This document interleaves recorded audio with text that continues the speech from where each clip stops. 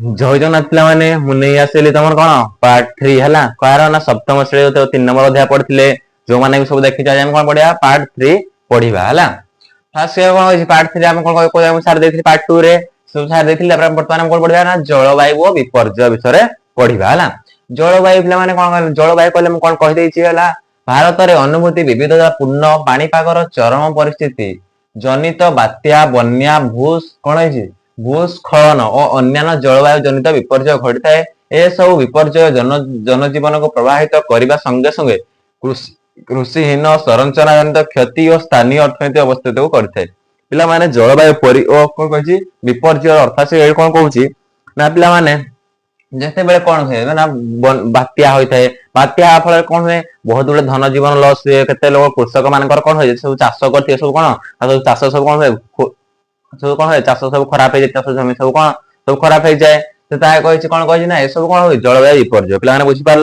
ना कौन ना विपर्य कहले कौन जिते बड़े बन्या बात्या है कौन हुए वर्षा हवा फल केते गुड़े धन जीवन नष्ट हुए माछ मछी मैंने कौन सब मरी जाती धन जीवन जो नष्ट हुए सी हूँ जलवायु विपर्य जिते कृषि मान कौन होता है हानि होता है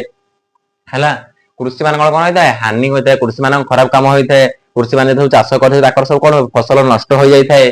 आ संरचना जनित क्षति जो मैंने संरचना जनित स्थानीय अर्थनीति सब कौन था सब खराब हो जाए जलवायु विपर्य द्वारा है कौन कही बात्या प्रति वर्ष भारतर उपकूल मुख्यतः पूर्व उपकूल अनेक गुड़िए बात्यार सम्मुखीन होता है से कौन कहूँ ना प्रति वर्ष बात्या पे बात्या है बात्या तुम जानी तुम गाँव में कौन बात्या हो जाए देखी कौन वर्षा प्रचुर हवा द्वारा कौन बात्या होता है प्रति वर्ष भारतर उपकूल मुख्यतः पूर्व उपकूल अनेक गुड़िए बात्यार सम्मुखीन होते हैं कोड़े पे प्रति वर्ष बात्या होता है ना भारतर उपकूल मुख्यतः पूर्व उपकूल बेसी कौन कारण से पाखर कौन अच्छी कौन नदी समुद्र अच्छी कौन होता है कौन बेसी बात्या हबार संभावना थाए प्रति वर्ष बात्या होई थाए विगत वर्ष मानकरे केतेक बात्या अति विध्वंस विध्वंसकारी विध्वस्तकारी जगु अनेक मानव और प्राणिक जीवन हानि सह बहुत संपत्ति और भित्तिभूमि नष्ट होती बात्या हवा द्वारा कौन बहुत लोक धन जीवन नष्ट हम बहुत लोक रहता है मन कर पे कौन तुम घरे कौन तुम कौन मन गोटे चाष कर वर्षा हेनी वर्षा हेनी मरुड़ी है मन कर बहुत जोर वर्षा है तुम मन कौन धान हबार धान जी वर्षा ताड़ू अधिक परिमाण वर्षा हे तुम कौन हम धन जीवन नष्ट हम तुम जहाँ खाया खाया मिल ना है से कही आ कौन मूर्तिका अनेक बड़ बड़ गछ उपुड़ी जाता है पे निहाती बात्या आदि बेसी है तुम देखी तुम गाँव में किसी छोट छोट गछ उपुड़ी जाता है आ कौन कही ना पड़ा सब मूर्तिका क्षय घटी था मूर्तिका क्षय देखी तुम रास्ता कौन गोटे गाड़ हो गाड़ कौन पानी जमी न देखी बहुत बात्या हवा द्वारा है आ कौन कही भारत पाणीपाग विभाग आसुवा कौन झड़ बात्या गुड़िक अनुसरण करते कौन करती ना भारत जो झड़ बात्या सब कौन करते सब अनुसरण करती सेगुड़िकर सृष्टि विवर्तन स्थल भाग को छुईवा स्थान आदि संबंध में पूर्व सूचना प्रदान करते कौन करते सेगुड़ी कौ भाई वर्षार जो पानी जो जमी थाए कौ ठीक कर सब कौन भारत पानी विभाग मान सब कौन जानी था कौन कही देख मन रख तुम निजे पढ़ मुझे मन रख मुझे पढ़ी कौन है ना बात्या किपर समझ पे बर्तमान कौन पढ़ा ना बात्या किपर तैयारी होता है देख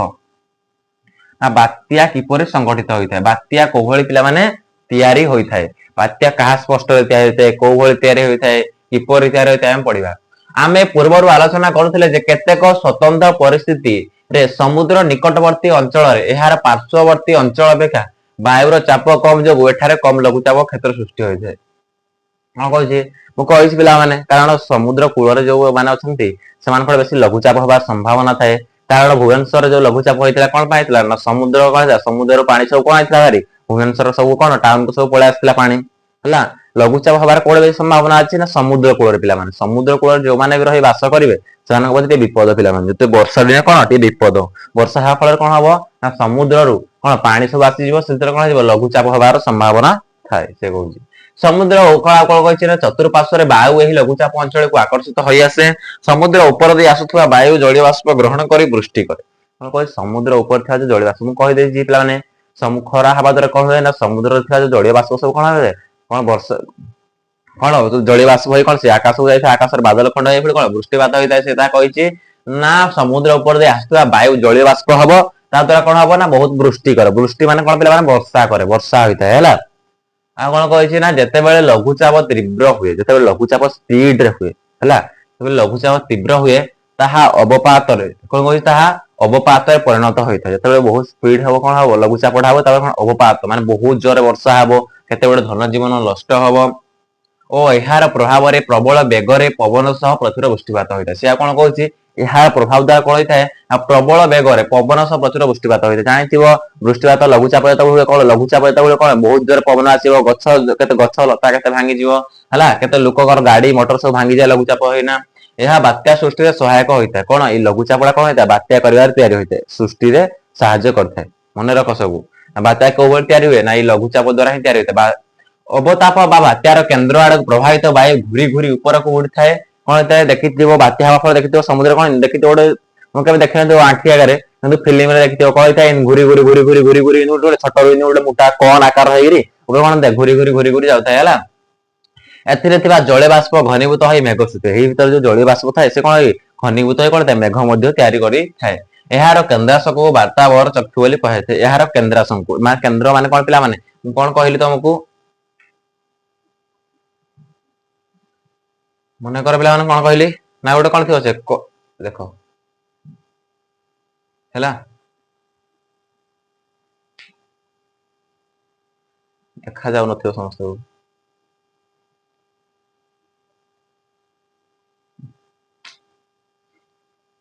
देखो देखा जाउ नथियो समस्त मु कर दउ चित्रडा मा हाथ बाटे हैला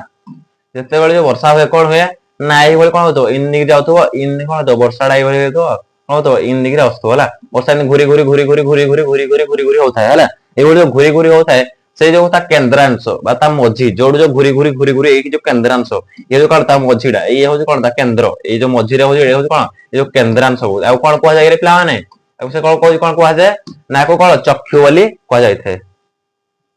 हैला मन रख ता कोन को जाय रे ता चक्षु बोली को जाय थे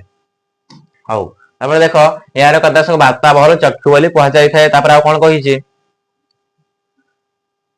तापर आउछ किछ देइन हैला मो समस्त बुझी पारलो बात्या का को जाय पिला माने ना लघुचाप द्वारा जो सृष्टि जा हाई थाए ता कोन को जाय बात्या को जाय बन्या को बोल तयार होता देखो रे तापर कोन ना बन्या को बोल तयार होता देखिया वर्तमान देखो रे पिला माने बात्या को बोल हेइथाय देखो कोले बात्या हो देखो हैला देखाला समस्त हो केते जोरे बात्या होई थाए बात्या हवा द्वारा कोन होई थाए आ बहुत जन लोक मान धन जीवन नष्टि आ कोन नष्ट होई थाए नष्ट होला नष्ट होई थाए हैला देखो तापर कोन होईची बन्या कोन कहिची बन्या बन्या कोन कोबे तारे देखो साधारण भाबे शुष्क रहउथवा भूमि कोन कोड पिला बनाई थाए बन्या बेसी गोटे शुष्क थियो जोटे बायुमंडल कोन थियो शुष्क थियो सुखिला थियो आ जलमग्न हले बन्या होय थाए जलमग्न माने कोन जोटे बेसी कोन वर्षा हो नथियो हैला जलमग्न होतबो सेही समय कोन ता बन्या होते कौन से अंचल अत्यधिक वृष्टिपात हेले यह जलधार आकार प्रबल बेगर प्रवाहित होगा लगे पे कौड़ बहुत जोर वृष्टिपात वर्षा है कौन हम जलधार आकार प्रबल बेगर बहुत जोर आसे देखी तुम गाँव तो नदी नाल अच्छी नदी जगह वर्षा हवा द्वारा गाँव नदी थी वर्षा हवा से जोर आसे पानी बहुत जोर आसे पानी है तुम बर्तमान कौन तुम गाँव नदी में कौन पार हो जाओ वर्षा आदि हम कौन 2 दिन जाए लगातार जो वर्षा हम तो बहुत जोर पवन माने बहुत जोर नदी पानी आस तुम पार पारनी पार कौन तुम मरीज है से कौन कह प्रबल बेगर प्रवाहित होगा लगे कारण भूमि वर्षा को बेसी शशि पारे ना कौन पाए पिला जब वर्षा तुम नदी कौन पानी आसूस पिला से जो नदी जो तुम जो पानी आसूसी से पानी कौन तले से जो पानी जो सीधे आस तुम चुआ खोदी तलकू तल कौन अच्छी पानी अच्छी पानी अच्छी भी से पानी बाहर तलकू तल जी पानी अच्छी तुम मुझे कौन कहदेवी ये खोलीदेवी खुणी ये बही आए पानी नहीं आसे बही तुम जब नदी खोल कौन पाए कारण नदी जो अच्छी से जगह से तलकू तल खाली कौन अच्छी खाली पानी अच्छी आउ किसी ना चुआड़े खोली कौन कर चुआड़े खोलीदे कौन हुए पानी आसे भारी छोट गात खोलीदे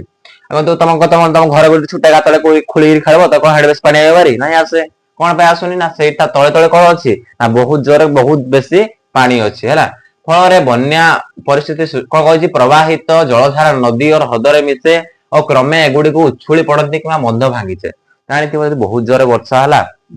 तुम गाँव मन कौन अच्छी गोटे कौन बस्ता बुस्ती कौन रखियो पानी को संचय कर रखियो जिते कौन समुद्र तुम गाँव नदी में कौन हम बहुत जोर वर्षा आस बहुत जोर मेघ हम ताले कौन हम से जो आसो बहुत स्पीड रे से कौन कौन बहीकी नहीं जीव है कौन हम बहीकी नहीं सब कौन पकईदेव କଣ କହିଛି ସେଇଟା କହିଛି ନା ପ୍ରବାହିତ ଜଳଧାର ନଦୀ ଦ୍ୱାରା ମିଶିବ ବହୁତ ଜୋରେ ପାଣି ଏପଟେ ମିଶିବ କାଳେ ତାପରେ ହେଇଯିବ କଣ ଯେତେ ସବୁ କଣ ଡ୍ୟାମ ଫ୍ୟାମ ଥିବ ସବୁ କଣ ବନ୍ଧ ବୁନ୍ଧି ସବୁ କଣ ହେଇଯିବ ଭାଙ୍ଗିଯିବ ହେଲା। ଆଉ କଣ କହିଛି ଫଳରେ ବନ୍ୟା ପରିସ୍ଥିତି ସୃଷ୍ଟି ହୁଏ ହେଲା। ବୁଝିପାରିଲ ବନ୍ୟା କେତେବେଳେ ସୃଷ୍ଟି ହୋଇଥାଏ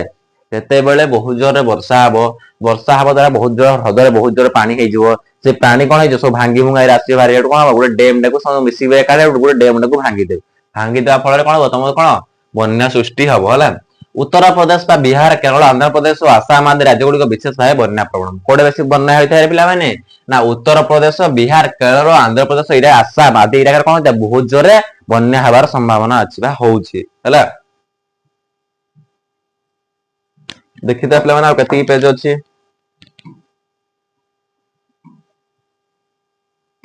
କଣ ଦେଇଛି ଜଳବାୟୁ ପରିବର୍ତ୍ତନ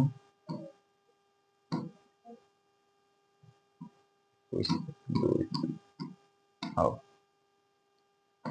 ହେଲା। ତାପରେ ଦେଖ ନା ପ୍ରକାରାନ୍ତରେ ହିମାଳୟ ଅଞ୍ଚଳରେ ହିମବାହ ସୃଷ୍ଟି ହ୍ରଦ ଗୁଡିକ ଜଳପୂର୍ଣ୍ଣ ହେଲେ ତାହା ଉଛୁଳି ପଡେ। କଣ କହୁଛି ପିଲାମାନେ ନା ହିମାଳୟ ଅଞ୍ଚଳରେ ହିମବାହ ହେଲେ କଣ ହୁଏ ସୃଷ୍ଟି ହ୍ରଦ ଗୁଡିକ ଜଳପୂର୍ଣ୍ଣ ହେଲେ ତାହା ଉଛୁଳି ପଡେ। ଏହି ହ୍ରଦ ଗୁଡିକ ଶିଳା ଏବଂ ବରଫର ବନ୍ଧକ ଦ୍ୱାରା ଜଳ ଧରି ରଖନ୍ତି। ବରଫ ତରଳିବା ଯୋଗୁଁ ଏଠାରେ ଜଳ ଥାଏ। ପିଲାମାନେ ସେ କହୁଛି ହିମାଳୟ ତମେ ଜାଣିଥିବ କଣ ହୁଏ ବହୁତ ଜୋରରେ ବର୍ଷା ହୋଇଥାଏ। ବର୍ଷା କଣ ହୁଏ ବର୍ଷା ବେଳେ ବହୁତ ଜୋରରେ କଣ ହେଇଥାଏ ବରଫ ପଡିଥାଏ ସେଠି ବରଫ ପଡିବା ଦ୍ୱାରା କଣ ହୁଏ ସବୁଆଡେ କଣ ବରଫ ଥାଏ ହେଲା କେତେବେଳେ ସେ ସେଠି ତ ପାଣି କେତେବେଳେ ମିଳିବନି କେତେବେଳେ ପାଣି ମିଳେ ଯେତେବେଳେ ଖରା ହବ ଖରା ହେଇ କଣ হবে ବରଫ ତରଳିବ ବରଫ ତରଳିବା ଦ୍ୱାରା ବହୁତ ଜୋରରେ ଖାଲି କେତେ ବରଫ ପଡିଥାଏ ସେଠି ହେଲା ବହୁତ ବହୁତ ବରଫ ପଡିଥାଏ। ଯଦି ତମେ ସେଠିକି ଯିବ କଣ ବୁଡିକିରି ବି ମରିଯିବ ହେଲା ଯଦି ବର୍ଷା ଯେତେବେଳେ ଖରା ଦିନ ଆସିବ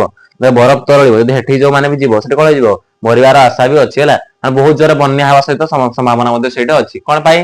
ବହୁତ ବହୁତ ଭଳିଆ ବରଫ ପଡିଥାଏ ହେଲା ବରଫ ତରଳି ଗଲା ହଠାତ୍ ବରଫ ଟା ତରଳି ଗଲା ହେଲେ କେତେ ଗୁରେ ପାଣି ହେଇଯିବ। ସେ କଣ କହୁଛି ବରଫ ଅତି ଶୀଘ୍ର ତରଳିବା କାରଣରୁ କିମ୍ବା ପ୍ରଚୁର ବୃଷ୍ଟିପାତ ହେଲେ ଚାପ ବୃଦ୍ଧି ପାଏ ଶିଳା ଓ ବରଫର ବନ୍ଧ ଭାଗିଯାଏ ଯୋଉ ବରଫକୁ ଯୋଉ ରଖିବା ପାଇଁ ଗୋଟେ ବନ୍ଧ କରାହେଇଥାଏ ସେ ବନ୍ଧ ମଧ୍ୟ ଭାଙ୍ଗିଯାଏ। ବନ୍ଧ ମାନେ କଣ ପିଲା ଡ୍ୟାମ ହେଲା ବନ୍ଧ ମାନେ ହଉଛି କଣ ଡ୍ୟାମ ଏହାକୁ ହିମ ବିସ୍ଫୋଟ କୁହାଯାଏ ଓ ଏହା ଯୋଗୁଁ ଧନ ଜୀବନ ବିଶେଷ ଭାବେ କ୍ଷତିଗ୍ରସ୍ତ ଏହା କଣ କୁହାଯାଏ ହିମ ହିମ ମାନେ କଣ କିରେ ସେଇ ଯୋଉ ବରଫ ଖଣ୍ଡ ବିସ୍ଫୋଟ ମାନେ କଣ ବରଫ ଖଣ୍ଡ ଯୋଉ ତରଳି ଥାଏ ତାକୁ କଣ କୁହାଯାଏ ସେଟାକୁ ହିମ ବିସ୍ଫୋଟ କୁହାଯାଏ। ଏହା ଯୋଗୁଁ ଧନ ଜୀବନ ବେଶୀ ଭାବରେ କ୍ଷତିଗ୍ରସ୍ତ ନିହାତି ହବ ପିଲାମାନେ ସେଇଠି ଯୋଉ ମାନେ ଯୋଉ ଛୋଟ ଛୋଟ ଘର କରିଥିବେ ଯଦି ସବୁ କଣ ହେଇଯିବ ବରଫ ତରଳିଯିବ ତା ଉପରେ ଘର ଉପରେ ମାଡିକି ପଳେଇବ ସେମାନେ କଣ ହେବେ ମରିଯିବେ ଧନ ଜୀବନ ନଷ୍ଟ ହବ ହେଲା ଯାହା ଚାଷ କରିଥିବେ ସବୁ କଣ ଧୀରେ ଧୀରେ ନଷ୍ଟ ହେବାକୁ ଲାଗିବ ହେଲା। ହଉ ଦେଖ ତାପରେ କଣ କହିଛି ତାପରେ କହିଛି ଦେଖ ପିଲାମାନେ କୋଉ ଭଳି ହେଇଥାଏ ସେଇଠି ଦେଖ ମନେକର ଦେଖ ଏଇ ଦେଖ ବନ୍ୟା କୋଉଳି ହେଇଥାଏ ବାତ୍ୟା କୋଉଳି ହେଇଥାଏ ସବୁ ଦେଖିଦିଅ ଆଉ ଭୂସ୍ଖଳନ କୋଉଳି ହେଇଥାଏ ମାଟି କୋଉଳି କ୍ଷୟ ହେଇଥାଏ। ଦେଖ ଇଏ କଣ କିରେ ବନ୍ୟା ବନ୍ୟା ହବା ଦ୍ୱାରା କଣ ଦେଖ କୋଉଳି ଘର କଣ ସବୁ ବୁଡି ଯାଇଛି ବନ୍ୟା ହବା ଦ୍ୱାରା ଆଉ ଇଏ କଣ ବନାଗ୍ନି ବନାଗ୍ନି ମାନେ କଣ ଜଙ୍ଗଲରେ ଯୋଉ ନିଆଁ ଲଗେ କିନ୍ତୁ ଆଜିକାଲି କଣ ଲୋକମାନେ ସବୁ କଣ ମହୁଲ ଏସବୁ କରିବା ପାଇଁ କଣ ଜଙ୍ଗଲ ନିଆଁ ଲଗେଇଛନ୍ତି ଦେଖ କେମିତି ବନାଗ୍ନି ହଉଛି। ଆଉ ବାତ୍ୟା ଦେଖ ବାତ୍ୟା ହେବା ଫଳରେ କଣ ଗଛ ଜୀବନ କେତେ ଦେଖ ସବୁ ଗଛ ଲତା ସବୁ କେତେ ଭାଙ୍ଗି ଯାଇଛି ଗାଡି ମଟର ସବୁ କଣ ଭାଙ୍ଗିକି ପଡିଥିବ। ଆଉ କଣ ଦେଖ ଏଇ ଦେଖ ଇଏ କଣ ନା ଭୂସ୍ଖଳନ ଭୂସ୍ଖଳନ କଣ ମାଟି ଯୋଉଟା ଧ୍ୱଂସ ମାଟି ଯୋଉ ପାଣି ବାହାରେ ଦେଖ ମାଟିରୁ ପାଣି ହେଇଯାଇଛି ଦେଖିଥିବ ତମ ଗାଁରେ ଯୋଉ ପାହାଡ ଫାହାଡ ଅଛି ପାହାଡ ଯଦି ବହୁତ ଜୋରରେ ଲଗାତାର ବର୍ଷା ପାହାଡ ଭାଙ୍ଗିକି କଣ ହେଇଯାଏ ମାନେ ଭୁଷୁଡି ଯାଇଥାଏ ତାକୁ କଣ କୁହାଯାଏ ଭୂସ୍ଖଳନ ବୋଲି କୁହାଯାଇଥାଏ ହେଲା। ତାପରେ ଦେଖ ଆଉ କଣ କହିଛି ସିଏ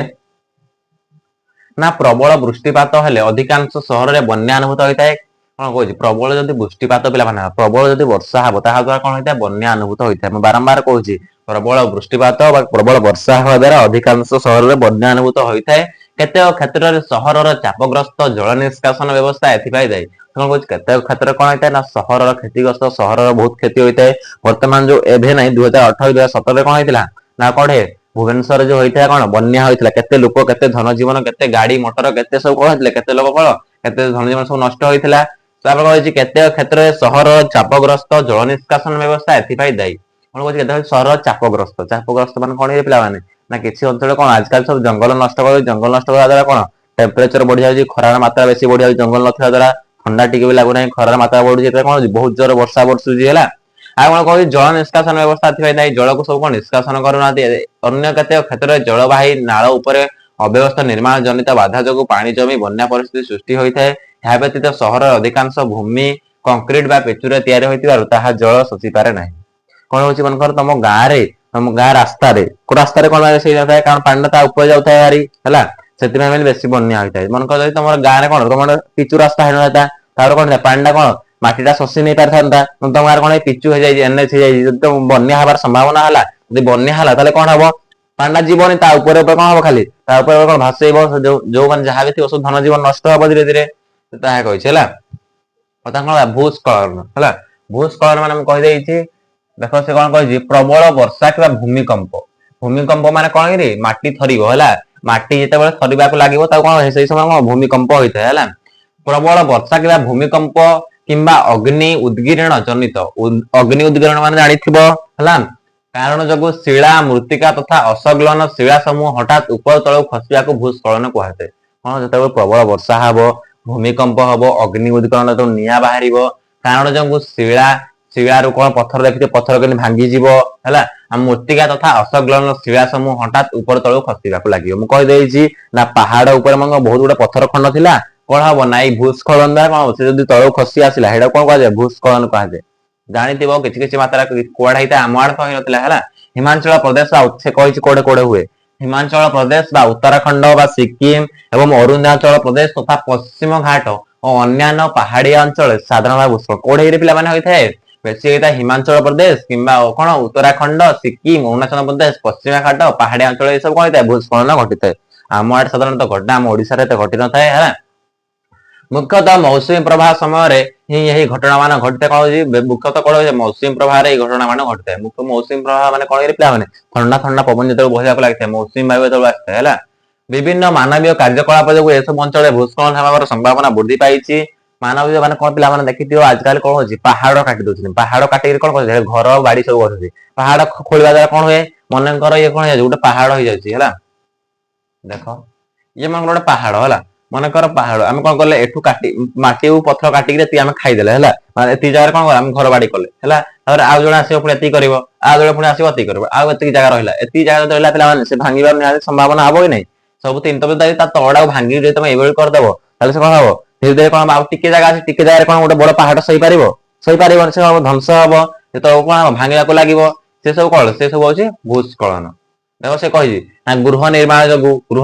ମାନେ କଣ, ତମେ ସେଟା ଘର ତିଆରି କରିବ ମାନେ କଣ ହବ, ପ୍ରାକୃତିକ ଜଳବାୟୁକୁ କଣ ପ୍ରତିରୋଧ ଅଧିକା ଗୃହ ନିର୍ମାଣ ଯୋଗୁ ଉପୁଡି ଯାଉଛି। ବେଶୀ କାହା ପାଇଁ ଯାଇ ଗୃହ ନିର୍ମାଣ ସବୁ ଯାଇକି ହେଲା।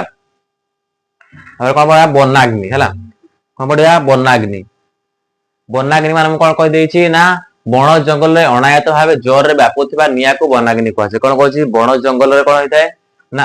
ଅଣାୟତ ଭାବେ ଜୋରରେ ବ୍ୟାପୁଥିବା ନିଆଁ। କଣ ବଣ ଜଙ୍ଗଲରେ ଯୋଉ ବହୁତ ଜୋରରେ କଣ ହଉଛି, ନିଆଁ ଯୋଉ ବର୍ଷୁଛି ହେଲା, ନିଆଁ ହୁଏ ଦେଖିଥିବ କଣ, ଲୋକମାନେ ଯାଇ କଣ ନିଆଁ ଲଗେଇ ଦିଅନ୍ତି, ତାକୁ କଣ କୁହାଯାଏ, ବନାଗ୍ନି କୁହାଯାଏ। ଶୁଷ୍କ ଜଳବାୟୁ ଜନିତ ପରିସ୍ଥିତି କିମ୍ବା ମରୁଡି ବେଗଶାଳୀ ପବନ ଏହି ବନାଗ୍ନି ବ୍ୟାପିବାରେ ଇନ୍ଧନ ଯୋଗାଇଥାଏ। ମଣିଷର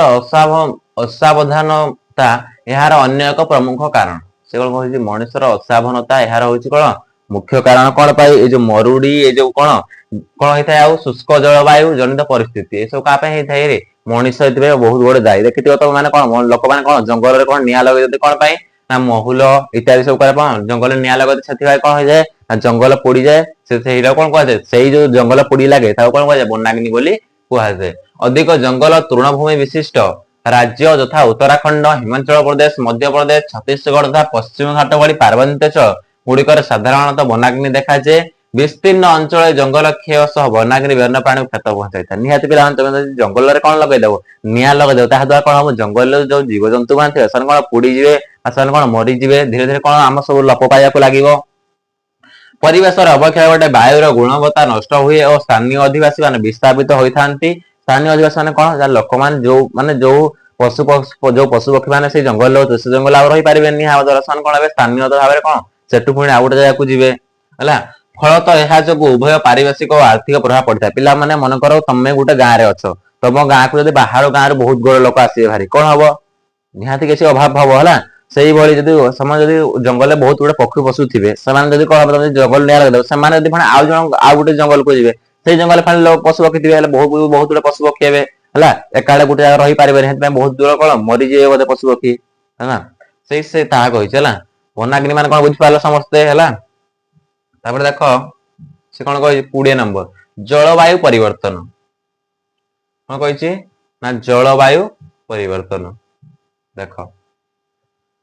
ଜଳବାୟୁର ଉଲ୍ଲେଖନୀୟ ଦୀର୍ଘକାଳୀନ ପରିବର୍ତ୍ତନକୁ ଜଳବାୟୁ ପରିବର୍ତ୍ତନ କଣ କୁହାଯାଏ ହେଲା। कौन कह जलवायु उल्लेखनीय दीर्घकालीन परिवर्तन मैं बहुत दिन पर जलवायु कौन है परिवर्तन है कौन कह जलवायु परिवर्तन कहे जो यह व्यापक बा आंचलिक भित्तिर होई पारे एही परिवर्तन तापमात्रा वर्षण अन्य पागजनिक घटनावली रे परिवर्तित कारण होइଥାଏ नियुत वर्ष पूर्वे विभिन्न प्राकृतिक प्रक्रिया ही जलवायु परिवर्तन कारण थिला से कौन कहूची ना नियुत वर्ष पूर्वे विभिन्न प्राकृतिक प्रक्रिया नियुत वर्ष पूर्वे प्राकृतिक प्रक्रिया ही जलवायु परिवर्तन कारण थिला कौन पाई ना आग सब कौन थिला नियुत वर्ष पूर्व कौन थिला ई प्राकृतिक प्रक्रिया सब कौन जलवायु परिवर्तन कारण थिला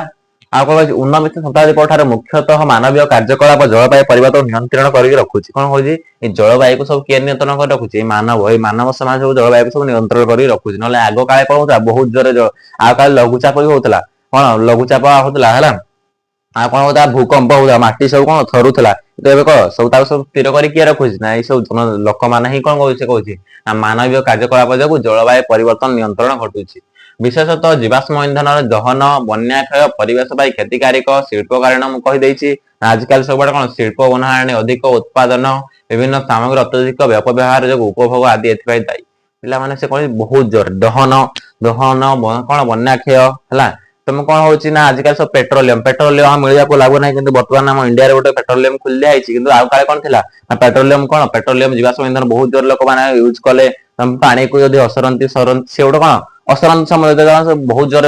यूज कर कौन से निहत सरीज से कह तुम कौन विशेषतः जीवाश्म इंधन कोयला खोली जब इंधन बेस यूज कर दहन बन्याक्षय हम परिवेश वन्यक्षय माने कौन जंगल आजकल सब काटा है कौन काटा ना कौन शिल्प कारखाना करने काटा हो सब जंगल काट निश्वास प्रश्वास समय कौन असुविधा हम वर्षा ठीक से हम ना है कही कौन सब मनीष ही दायी कही जीवाश्म इंधन व्यवहार जलवायु कहीं प्रभावित करे पृथ्वीर प्राकृतिक अंगारक चक्र रे अंगारकाम्ल बाष्प अन्य गैस धीरे धीरे वायुमंडल को आसांती और सूर्य ताप को धरी रखी यही प्राकृतिक सबुज गृह प्रभाव पृथ्वी को यथेष्ट उष्क रखा द्वारा जीव जगत तिष्ठि रहे कौन कहूँ ना यही प्राकृतिक सबुज गृह प्रभाव मान कौन कहूँ ना पृथ्वी प्राकृतिक अंगारक चक्र बा अंगारकाम्ल कौन होता है बाष्प होगी कोड़ी जाए अन्य गैस धीरे धीरे वायुमंडल को जाए सूर्य ताप को धरी रखी था किए ना अंगारकाम्ल है अंगारकाम्ल गैस कौन होता है सूर्य ताप को धरी रखी था यही प्राकृतिक सबुज गृह प्रभाव को प्राकृतिक ना यही जो प्राकृतिक सबुज गृह प्रभाव पृथ्वी को यथेष्ट उष्क रखा द्वारा जीव जगत तिष्ठि रहे कौन पाई पे अंगार पृथ्वी पृष्ठ बंचा फल निहत कौन अंगारकाम्ल गैस भी दरकार अंगारकाम्ल गैस ना कौन बर्तमान तुम जो गरम बर्तमान जो गरम कर कौन 2 गुणा गरम कर तुम जो गछ न हो तुम अंगारकाम्ल गैस दे पारे पे गछ ना तुम अम्लजान नहीं पार गछ ना तुम कौन अंगारकाम्ल गैस तुम जंगल से कौन बन्या को तुम बन्या को क्षय कर जंगल को नष्ट कर धीरे धीरे कौन हम ना सब निश्वास प्रश्वास नेबार भी कौन असुविधा हम लोक मैंने धीरे धीरे कौन मृत्यु मुखर पड़े देख तो आ 2 वर्ष पर 200 वर्ष 300 वर्ष पर लोक मैंने कौन धीरे धीरे कौन लोप पाइबा लगे निहाती जब सब जंगल बर्तमान कौन गाँ भर कौन जंगल काटा सब कौन धीरे धीरे जंगल काटा लगे विगत किसी सप्ताह धरी विभिन्न मानवीय कार्यकलाप तथा शिल्प परिवहन कृषि क्षेत्र बहुल परिमाण विभिन्न सबुज गृह गैस वायुमंडल प्रवेश करिछि सबुज गृह गैस मान कौन पिला अम्लजान कौन गछा कौन ये अम्लजान गैस कौन सब कौन सब चाष करने द्वारा कृषि क्षेत्र में बहुल परिमाण लोक चाष कर कौन हो सबुज गैस वायुमंडल प्रवेश करिछि सबुज गृह गैस गुड़ी अत्यधिक वृद्धि ताप धरी रखुछि फलतः विश्व तापमात्रा द्रुत वृद्धि सहायक होइछि जो हजार हजार वर्ष धरी जलवायु धारा सर निज को खाप खुआई चढ़ी आसुवा उद्भिद प्राणी और मानव समाज में विघटन देखा निहाती पिला माने देखिथिबो एई वर्ष कौन बेसी वर्षा है बेसी कौन वर्षा है कारण ये लोक मान कौन पाई ना कौन जंगल को नष्ट कर कौन हो बहुत वर्षा होना है आम भारत में विभिन्न अंचल तापमात्रा वृद्धि पाउथार स्पष्ट जना पड़ुछि निहाती एई वर्ष कौन बहुत गुड़ा खरा कौन होई सब कौन लोक मैंने जंगल क्षय कर जंगल नष्ट कर सब कौन सब प्रभाव पकाउछि जंगल धीरे धीरे नष्ट उदाहरण स्वरूप 2050 मसीहा प्रारंभ देशर हाराहारी तापमात्रा 1 ରୁ 3 डिग्री सेल्सियस थिला 1 ରୁ 3 डिग्री कौन सेल्सियस वृद्धि पाई 2025 अनुसार कौन 2025 धीरे धीरे कौन बेसी जंगल क्षय होबार लगी जानी कौन आम छेंडीपदा बर्तमान केते जंगल काटा है एति जगु विगत शीत ऋतुटी पूर्व गुड़िक तुलन में कम अवधि विशिष्ट कम शीत अनुभूत होता कहीदे वर्ष कौन आर वर्ष 2025 पे कम शीत होता कम वर्षा होता कम खरा होता सब कौन सब कम होता ତାପରେ ଉଷ୍ମତର ପୃଥିବୀ ଆମ ପାଇଁ କି ସମସ୍ୟା ସୃଷ୍ଟି କରିପାରେ ଏହା ତାର ଏକ ଉଦାହରଣ। ସେ ତମକୁ ଆଉ ଏକ୍ସାମ୍ପଲ ଦେଇଦେଲା ପିଲାମାନେ। ସେଥିପାଇଁ ସେ ଆମକୁ ମୋଷ୍ଟଲି କହୁଛି ନା କଣ ତମେ କର ନାହିଁ ଜଙ୍ଗଲକୁ ନଷ୍ଟ କର ନାହିଁ ହେଲା, ଜଙ୍ଗଲକୁ ନଷ୍ଟ କର ନାହିଁ। ଜଙ୍ଗଲକୁ ଯଦି ନଷ୍ଟ କରିବ ଯଦି କଣ ହବ ତମେ ନିଜେ ହିଁ କଣ ଆଗାମୀ ପିଢିରେ କଣ ଅସୁବିଧା ସମ୍ମୁଖୀନ କରିବ। ଜଳବାୟୁ ପରିବର୍ତ୍ତନ ଓ ବିପର୍ଯ୍ୟୟ ସୃଷ୍ଟିର କାରଣ ମଧ୍ୟରେ ଥିବା ସମ୍ପର୍କକୁ ବୁଝିବା ଦ୍ୱାରା ହିଁ ଆମେ ବିଭିନ୍ନ ସମସ୍ୟାର ସମ୍ମୁଖୀନ ହେବା ପାଇଁ ପ୍ରସ୍ତୁତ ହୋଇପାରିବା। ଜଳବାୟୁ ପରିବର୍ତ୍ତନ ଯେତେବେଳେ ବୁଝିବ ଜଳବାୟୁ ପରିବର୍ତ୍ତନ ମାନେ କଣ, ଜଳବାୟୁ ପରିବର୍ତ୍ତନ କାହା ପାଇଁ ସମ୍ଭବ ହଉଛି, ଏଇ ସବୁ କଣ ଏଇ ଗଛଲତା ଜଙ୍ଗଲ ପାଇଁ ସବୁ ଜଳବାୟୁ ପରିବର୍ତ୍ତନ ହଉଛି। ନହେଲେ କଣ ବର୍ଷା ଦିନେ ବର୍ଷା ହବନି, ଖରା ଦିନେ ଖରା ହବନି, ଶୀତ ଦିନେ ଶୀତ ହବନି ହେଲା। ବିଭିନ୍ନ ପରିବେଶର ଅନୁକୂଳ ବ୍ୟବହାର ଆବଶ୍ୟକତା ମଧ୍ୟ ଏହା ପ୍ରୋତ୍ସାହନ ଦେଇଥାଏ। ଏହା ସ୍ଥିରତା ବା ପ୍ରତିରୋଧକାରୀ କ୍ଷମତା ଗୋଷ୍ଠୀ ସହ ଖାପ ଖୁଆଇ ଚଳିବା ପାଇଁ ସାମର୍ଥ୍ୟ ଦେଇଥାଏ। ଭାରତର ସମେତ ପୃଥିବୀ ବ୍ୟାପୀ ବିଭିନ୍ନ ଦେଶର ସରକାରୀ ଜଳବାୟୁ ପରିବର୍ତ୍ତନ ଜନିତ କ୍ଷୟକ୍ଷତି ହ୍ରାସ କରିବା ପାଇଁ ପଦକ୍ଷେପ ନେଉଛନ୍ତି। ନିହାତି ଭାବରେ ସରକାର କଣ କହୁଛନ୍ତି ପଦକ୍ଷେପ ନେଉଛନ୍ତି ନା କୋଉ ଭଳି ଜଙ୍ଗଲ ନଷ୍ଟ କରାଯାଇ ପାରିବ ନାହିଁ। ଆଉ କଣ ନା ଆଜିକାଲି ସବୁ ଘରେ କଣ